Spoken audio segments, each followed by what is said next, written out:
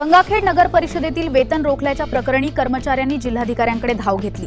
राजकीय दबावामुळे पूर्वसूचना आणि चौकशीशिवाय वेतन रोखल्याचा गंभीर आरोप। परभणी जिल्हाधिकाऱ्यांना सादर केलेल्या निवेदनात कर्मचाऱ्यांनी म्हटले आहे की ते नगर परिषदेत वारसा हक्क आणि अनुकंपा तत्वावर नियुक्त झालेले कर्मचारी असून अनेक वर्षांपासून विविध पदांवर नियमित सेवा बजावत आहेत।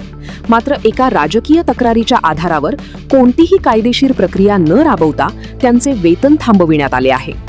कर्मचाऱ्यांनी महाराष्ट्र नगर परिषद अधिनियम 1965, महाराष्ट्र नागरी सेवा नियम 1979 तसेच भारतीय संविधानातील तरतुदींचा हवाला देत ही कारवाई नियमबाह्य असल्याचा दावा केला आहे। कोणत्याही कर्मचाऱ्याविरुद्ध चौकशी पूर्ण होण्यापूर्वी किंवा दोष सिद्ध होण्यापूर्वी वेतन रोखणे हा नैसर्गिक न्यायाच्या तत्वांचा भंग असल्याचेही निवेदनात नमूद करण्यात आले आहे।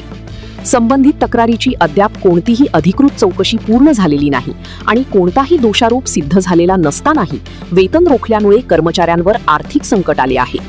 यामुळे त्यांच्या कुटुंबाच्या उदरनिर्वाहाचा प्रश्न निर्माण झाला असून जिल्हाधिकाऱ्यांनी या प्रकरणात तातडीने हस्तक्षेप करून रोखलेले वेतन तत्काळ अदा करण्याचे आदेश द्यावेत अशी मागणी कर्मचाऱ्यांनी केली आहे।